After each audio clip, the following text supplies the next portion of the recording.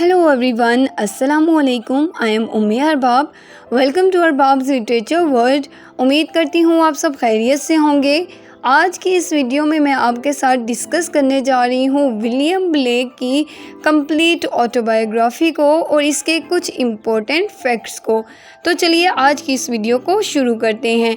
सबसे पहले हम विलियम ब्लेक की बायोग्राफी को डिस्कस करेंगे।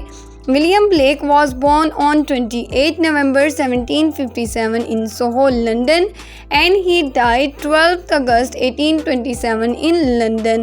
विलियम ब्लेक की एज की बात की जाए तो he was almost 69 years old. William Blake was an English poet, painter and print maker. अपने लाइफ पीरियड में ये काफ़ी मशहूर नहीं हुए, इनको फेम नहीं मिला, ये अनरिकॉग्नाइज्ड रहे, इनको रिकॉग्निशन बहुत ज़्यादा नहीं मिली.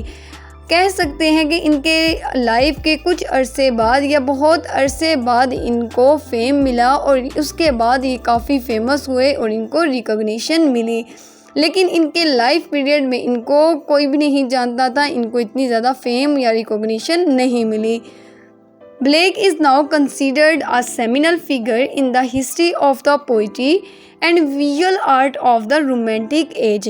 इनको visual art of the romantic as भी कहा जाता है या इनको विजनरी पोइट कहा जाता है, क्योंकि ये विजनरी पोइट्री लिखते थे. विजनरी पोइट वो पोइट होता है जो अपने आइडियाज़ को प्रिपेयर करता है, उसको एक्सपोज करता है, उसको एक्सप्रेस करता है in words as well as in images. So William Blake अपनी पोइट्री को लिखते थे, साथ साथ अपनी पोइट्री को एक्सप्रेस करने के लिए इमेजेस भी ड्रॉ करते थे. और जैसा कि मैंने बताया, he was professionally painter and print maker. तो वो अपने हिसाब से पोइट्री को प्रिंट भी करते थे और पोइट्री को एक्सप्रेस करने के लिए ड्राइंग भी करते थे. He was third of 7 children, 2 of whom died in infancy. His father was a hosier. होजियर बोलते हैं कारखाने में काम करने वाले को, कपड़े के कारखाने में. तो he was a hosier. In 2002 Blake was placed at number 38 in BBC poll of the 100 great Britons. 2002 में BBC पोल हुए 100 ग्रेट ब्रिटेन के और वहाँ पे इनको विलियम ब्लेक को 38 पोजीशन मिली 2002 में. सो नेक्स्ट बात करते हैं. He visually artistically led 21st century critic Jonathan Jones proclaim him. Jonathan Jones 21st century में कहते हैं, उनका दावा है, far and away the greatest artist Britain has ever produced. मतलब कि जो विलियम ब्लेक हैं वो एक ग्रेट ब्रिटेन राइटर हैं, ब्रिटेन आर्टिस्ट हैं, जो कि अपनी पोइट्री को लिखते भी थे और उसको इमेजेस के थ्रू ड्रॉ भी करते थे. While he lived in London his entire life except for 3 years spent in Feltham. इन्होंने अपनी ज़िंदगी ऑलमोस्ट पूरी जो है वो लंदन में गुजारी, except 3 years spent in Feltham. He produced a diverse and symbolically rich collection of work which impressed the imagination as the body of the god or human existence itself. इन्होंने 2 types के work को produce किया. For example, एक तो उन्होंने the body of the god और human existence in itself, इन work को इन्होंने प्रोड्यूस किया, इनको लिखा. इनको फर्स्ट जनरेशन रोमांटिक पोइट भी कहा जाता है. फर्स्ट जनरेशन रोमांटिक पोइट में William Blake, Wordsworth, ST. Coleridge आते हैं. इनको फर्स्ट जनरेशन भी पोइट भी कहा जाता है या फर्स्ट जनरेशन रोमांटिक पोइट से पहले वाले पोइट भी कहा जाता है. इसीलिए इनको four runner of romantic poet भी कहा जाता है, क्योंकि ये इन सबसे सीनियर थे. यहाँ पे फेल्थम, जो इन्होंने 3 साल अपनी ज़िंदगी गुजारी, उसकी एक छोटी सी इमेजेस दिखाई गई है. यहाँ पे इन्होंने अपनी ज़िंदगी के 3 साल गुजारे. Although Blake was considered mad by contemporaries for his idiosyncratic views. जो कंटेम्परेरीज मीन जो हम असर होते हैं, उस टाइम के जो पोइट थे वो इनकी पोइट्री को और इनको मैड कहते थे, इनसेन कहते थे कि कितनी अजीबोगरीब ये पोइट्री या बहुत आगे की सोच रखने वाले ये पर्सन हैं. और इनकी पोइट्री को और इनको मैड या इनसेन भी कहा जाता था. His paintings and poetries have been characterized as a part of the romantic movement and as pre-romantic. इनकी पोइट्री को करेक्टराइज किया गया है एज अ रोमांटिक पोइट और as a pre romantic poet भी इनको करेक्टराइज किया गया है. He came to be highly regarded by later critics and readers to expressiveness and creativity. अपनी एक्सप्रेसिवनेस और क्रिएटिविटी की वजह से ये बहुत ज़्यादा मशहूर हुए और इनकी जो फिलोसफिकल और अंडर करंट्स जो पोइट्री थी उसकी वजह से, उसके वर्क की वजह से ये काफ़ी ज़्यादा मशहूर हुए और रीडर्स की अट्रैक्शन का बाइस बने. रीडर्स बहुत ज़्यादा उसके बाद इनकी पोइट्री को रीड किया और इनकी बायोग्राफी के बारे में डिस्कस किया. In fact, he has been said to be a key early proponent of both romanticism and nationalism. इनको प्रोपोनेंट कहा जाता है रोमांटिसिज्म और नेशनलिज्म का. प्रोपोनेंट होता है रोशनी, मतलब कि इन्होंने शुरू किया, इनका काम स्टार्ट हुआ रोमांटिसिज्म और नेशनलिज्म में भी.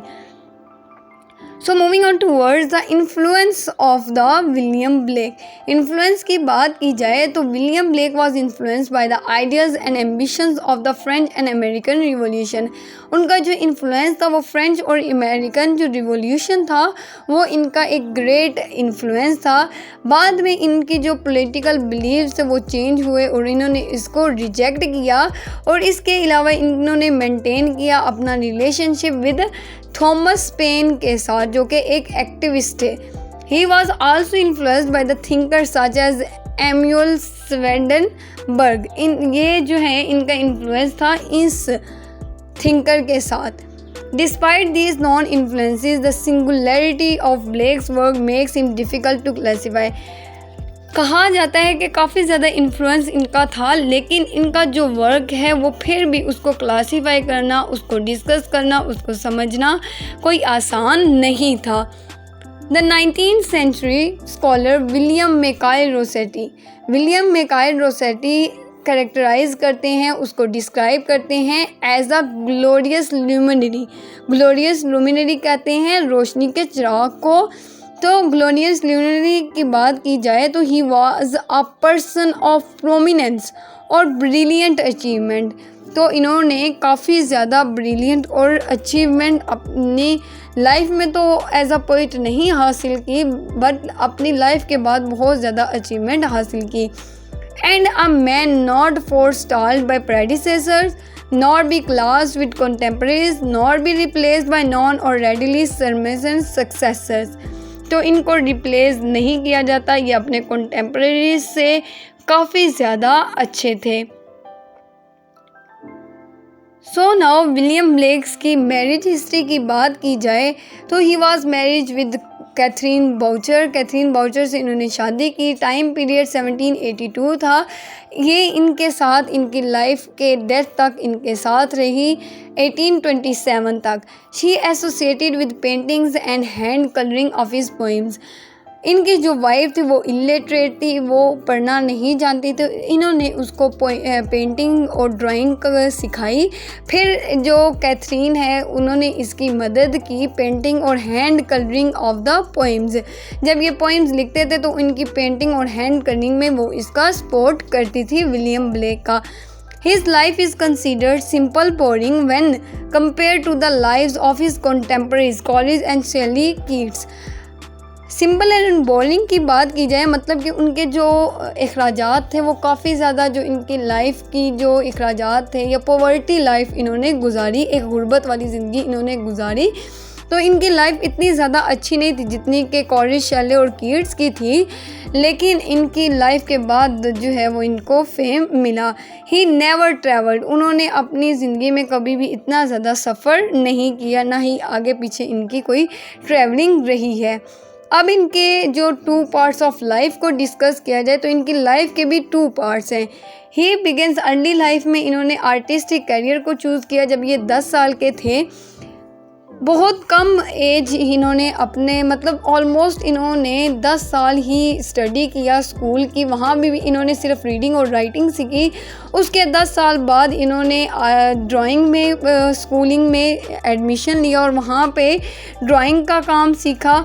फिर एज अ इंग्रेवर इन्होंने एट द एज ऑफ 14 इन्होंने वो अपना प्रोफेशन के तौर पर स्टार्ट किया एज एन इंग्रेविंग बोलते हैं कशीदाकारी को या नक्श निगार को। जो नक्श निगार होता है जो कॉपर प्लेट पे या गोल्डन की प्लेट पे जो नक्श करते हैं, जो लिखते हैं, उनको इंग्रेवर कहते हैं। अडल्ट लाइफ की बात की जाए, always work as an engraver and professional artist हैं। He was poor specially later in life he was felt rich in spirit. अपनी स्पिरिट की वजह से ये अमीर थे, लेकिन इन्होंने इंग्रेवर के तौर पर ही, प्रोफेशन के तौर पर कुछ जो लाइफ है वो अपनी इन्होंने गुजारी। तो इंग्रेवर ये दिखा देते हैं कॉपर प्लेट पे कुछ वर्क किया जाता है, उस पर कशीदाकारी की जाती है और उसको ही नक्श निगार कहा जाता है। कुछ इम्पोर्टेंट फैक्ट्स की बात की जाए तो विलियम ब्लेक का मानना है, वो क्लेम करते हैं कि उन्होंने कुछ एंजल स्पिरिट्स और घोस्ट ऑफ किंग्स और क्वींस अपनी लाइफ में देखी। और इनका ये भी मानना है कि इन्होंने जो इनके जो फ्रेंड हैं ग्रेग रॉबिन्सन रोट, वो लिखते हैं कि विलियम ब्लेक ने जब इनकी एज थी 4 साल, तो वो कहते हैं कि उन्होंने जो गॉड है उसका सर विंडो में देखा। और ये कहते हैं कि जब ये थे ऑलमोस्ट 6 इयर्स के, तो इन्होंने प्रॉफिट इज़ाकाइल को देखा और जो कि एक ट्री फील्ड था, और फिर इन्होंने एक ट्री को देखा जिसमें बहुत सारे एंजल्स को इन्होंने देखा। तो पहले इनको जो विजनरी चीज़ें हैं, जो मखलूक़ात हैं, जो स्पिरिचुअली चीज़ें हैं, वो इनको दिखाई देती थी। Blake artistic ability became evident in his youth. इनकी जवानी में ही आर्टिस्टिक एबिलिटी दिखाई देना शुरू हो गई थी। इनके जो ब्रदर थे रॉबर्ट, वो भी, इनका भी इंतकाल हुआ। ये उनसे बहुत ज़्यादा मोहब्बत करते थे, बहुत ज़्यादा प्यार करते थे। और विलियम ब्लेक कहते हैं कि उनको जो टेक्निक है इंग्रेविंग की, वो इनके ब्रदर रॉबर्ट ने इनको सिखाई थी।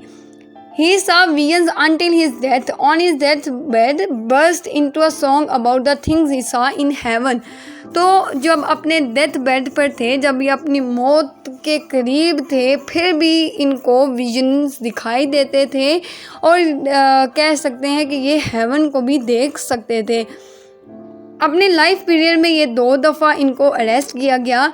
पहली दफ़ा इनको 1783 में अरेस्ट किया गया। इनको और इनके 2 अदर आर्टिस्ट को अरेस्ट किया गया। But finally release when was इनको अरेस्ट किया गया कि इनको इल्ज़ाम लगाया गया था कि ये एक फ्रेंच स्पाइज़ हैं। फ्रेंच स्पाइज़ में इनके जासूस हैं। और फिर जब इनके ये मुकदमा ठीक हुए, इनको पता चला कि ये फ्रेंच स्पाइज़ नहीं हैं, तो इनको अरेस्ट नहीं किया गया, इनको रिहा कर दिया गया। 1803 में इनको दूसरी दफ़ा अरेस्ट किया गया। Put on trial for pushing a soldier out of the garden. एक सोल्जर को इन्होंने निकाला और कहा कि इसी वजह से तमाम सोल्जर जो हैं वो स्लेव हैं। तो दूसरी दफ़ा इनको इस बात की वजह से अरेस्ट किया गया। ब्लेक्स की जो पोइट्री है उसको भी 2 टाइप्स में डिवाइड किया गया है। फर्स्ट, सॉन्ग्स ऑफ इनोसेंस और songs of experience. Songs of innocence और सॉन्ग्स ऑफ एक्सपीरियंस इनके बहुत ज़्यादा इम्पोर्टेंट वर्क में शुमार किया जाता है। पोर्ट्रेज इमेजेस, इसमें जो है वर्क किया गया इनोसेंस के में चिल्ड्रन के बारे में, उनकी मासूमियत के बारे में और ऑप्टिमिस्टिक अप्रोच के बारे में इसको में लिखा गया सॉन्ग्स ऑफ इनोसेंस में। और सॉन्ग्स ऑफ एक्सपीरियंस में हम देखते हैं कि जो पोइट की अपनी लाइफ जो उन्होंने एक्सपीरियंस के थ्रू गुजारी होती है, वो इसमें सॉन्ग्स ऑफ एक्सपीरियंस में दिखाई गई है। So moving on towards the Blake's romantic tendencies. यहाँ पे कहा जाता है कि if we see with our imaginations we see the infinite. कहते हैं कि अगर हम अपनी इमेजिनेशंस के ज़रिए चीज़ों को देखें, उनको ऑब्ज़र्व करें, तो हम बहुत सी लामहदूद चीज़ों को देख सकते हैं, उनको जान सकते हैं। इन्फिनिट कहते हैं कि लामहदूद। और फिर वो कहते हैं if we see with our reason we see only our self. और अगर हम चीज़ों को रीज़न के मुताबिक देखेंगे तो हम सिर्फ ख़ुद को ही देख सकते हैं। तो जो विलियम ब्लेक थे वो इमेजिनेशन के थ्रू सारी चीज़ें देखते थे, तो उनकी जो इमेजिनेशन थी वो लामहदूद थी। और अगर वो रीज़न के मुताबिक देखते तो वो सिर्फ खुद तक ही महदूद रहते, लेकिन अब वो एक लामहदूद तरीके से देख सकते थे। Believed everything in life, every object, every event was a symbol with a mystical or spiritual meaning. हर चीज़ पर, हर इवेंट पर विलियम ब्लेक यकीन रखते थे. For example the lambs, the tiger, a poison tree इनके थीम में शुमार किए जाते हैं. His poems spoke out against social injustice. तो इनकी जो पोएम्स थी वो तकरीबन सोशल इनजस्टिस के बारे में थी और उनके बारे में ही ज़्यादातर ये बोलते थे. William Blake point of view के बारे में देखे जाएं तो he presents his views in visual images rather than abstract ideas. Politically, Blake was a rebel, making friends with those radicals. He was the first important romantic poet showing contentment for the rule of reason, opposing the classical tradition of the 18th century and training the individual imagination. He used supernatural element in his poems. Chimney sweepers Blake's poem इनकी examples में आती है. तो इस paragraph में बोला गया है कि इन्होंने क्लासिकल ट्रेडिशंस को अपोज किया और नए जो मॉडर्न ट्रेडिशंस हैं उनको इंट्रोड्यूस करवाया और अपनी पोएम्स में सुपर नेचुरल एलिमेंट्स को डिस्कस किया. For example chimney sweeper blacks poem की जो चिमनी स्वीपर पोइम है उसको डिस्कस किया गया है. अब हम इसके इम्पोर्टेंट वर्क को डिस्कस करते हैं. इनका जो मोस्ट इम्पोर्टेंट वर्क है वो पोइटिकल स्केचेस है जिसको 1783 में पब्लिश किया गया. 19 लिरिकल पोइम है जो कि एक ड्रामेटिकल फ्रेगमेंट्स के तौर पर जो यूज़ किया गया है वो एडवर्ड किंग द थर्ड है. प्रोलॉग में एडवर्ड फोर्ड और किंग जॉन का प्रोलॉग लिखा गया है. बैलेड लिखी गई है. A war song of English man. 3 prose poems लिखी गई है. Couch of death, contemplation, Samson. Mean के इस पोइटिकल स्केचेस में इन्होंने ड्रामेटिक, प्रोलॉग और प्रोज वर्क सारे सब चीज़ों का मिक्सर इन्होंने इस वर्क में लिखा है.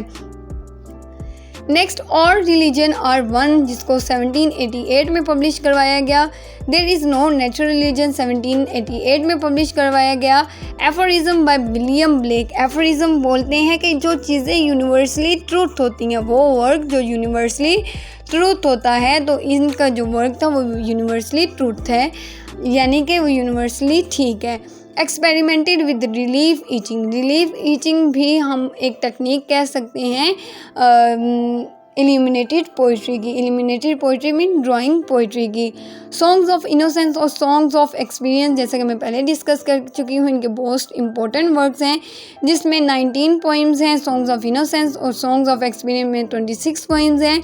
और इसका टाइटल जो है वो 2 contrary states of human souls है. इन्होंने प्रोफेटिक बुक्स लिखी. प्रोफेटिक बुक्स में मिथोलॉजिकल बुक्स लिखी. प्रोफेटिक बुक्स जो इन्होंने लिखी प्रोफेटिक बुक्स ऐसा नहीं है कि इन्होंने कुछ बिब्लिकल्स या इस तरह की चीज़ें लिखी. प्रोफेटिक बुक्स में भी इनकी जो अपनी विजनरी आर्ट थी जो इनको अपनी चीज़ें नज़र आती थी जो इनका अपना बिलीफ था वो इन्होंने लिखा और इसको माइथोपिया भी कहते हैं यानी कि इन्वेंटेड मिथोलॉजी. तो ये इनकी जो मिथोलॉजी वो एक इन्वेंटेड मिथोलॉजी थी. The marriage of hell and heaven 27 pages की ये एक वर्क लिखा गया जिसमें मिल्टन के बारे में लिखा गया. Milton was a true poet and belong to devils poetry without knowing it. यहाँ पे मिल्टन के बारे में दिखाया गया कि मिल्टन एक ट्रू पोइट है ये ना जानते हुए कि वो एक डेवल की साइड ले रहा है. Without contraries is no progression, attraction, reason, energy, love and hate are necessary to have human existence. Proverb of heaven. इसमें इन्होंने जो लिखा है वो इन्होंने 2 चीज़ों को कंट्ररी की है. वो कहते हैं कि लव के बगैर हेट जो है वो बिल्कुल नाकाम है वो उसका कोई मीनिंग नहीं है. तो ऐसे ही हेल लाजमी है हेवन के लिए. हेवन लाजमी है हेल के लिए. नफ़रत लाजमी है प्यार के लिए. प्यार लाजमी है नफ़रत के लिए. तो इन्होंने इसके ऊपर कंट्ररी वर्क्स के ऊपर लिखा. मेजर वर्क्स हैं वो आप इनमें से देख सकते हैं जिनमें से कुछ वर्क्स मैंने आपके साथ डिस्कस कर दिए हैं. सो द नेक्स्ट हम इसके डेथ हिस्ट्री की बात कर लेते हैं. डेथ हिस्ट्री में जो इन्होंने सफ़र किया वो sickness which there is no name. Basically कहा जाता है कि वो ऐसी बीमारी में मुब्तला थे जिसकी कोई नाम ही नहीं था. फिर भी एज अ हाइपोथेसिस या एजम्पशंस के तौर पर जो इन्होंने लिया गया है वो कहते हैं कि बाइलरी कायरोसिस से ये बहुत ज़्यादा बीमार हुए और इनकी डेथ की वजह बनी। जो इनकी बीमारी थी वो थी biliary cirrhosis. From his childhood onward Blake saw vision, अपनी चाइल्डहुड से ऑनवर्ड इन्होंने विजन्स देखना शुरू कर दिए थे, इनको विजन्स नज़र आते थे। अपनी पूरी इस वीडियो को सम अप करते हुए मैं पूरी वीडियोस को सम अप करती हूँ कि विलियम ब्लेक को फोररनर ऑफ रोमांटिक पोइट्री कहा जाता है। ये एक पोइट, प्रिंट मेकर और पेंटर थे। शुरू में इनको मैड और इंसेन कहा जाता था। ये एक विजनरी पोइट हैं जो कि अपनी पोइट्री को ड्रॉ भी करते थे। इनग्रेवर थे। इनग्रेवर इनका प्रोफेशन था। इलिटरेट इनकी वाइफ थे, फिर इन्होंने उनको लिखना और पेंटिंग ड्रॉ करनी सिखाई। इल्यूमिनेटेड पोइट्री थी। इल्यूमिनेटेड जैसे कि मैंने पहले बता दिया है, मिथोलॉजिकल बुक्स लिखते थे और इनका यकीन था फ्री लव पे, यानी कि जो आज है वो उस चीज़ को एक्सेप्ट करते थे। इनके वर्क की बात की जाए तो पोइटिकल स्केचेस इन्होंने वर्क लिखा, और religion are one, there is no natural religion, songs of innocence और सॉन्ग्स ऑफ एक्सपीरियंस इन्होंने वर्क लिखा। और इसका जो टाइटल था वो था showing the two contrary states of human soul, the marriage of heaven and hell इनके मोस्ट इम्पोर्टेंट वर्क्स में आते हैं। So thank you so much, this is all about today's video. उम्मीद करती हूँ आप सबको पसंद आई होगी। अगर पसंद आई है तो सब्सक्राइब और लाइक करना मत भूलिएगा। Thank you so much and अल्लाह हाफिज़।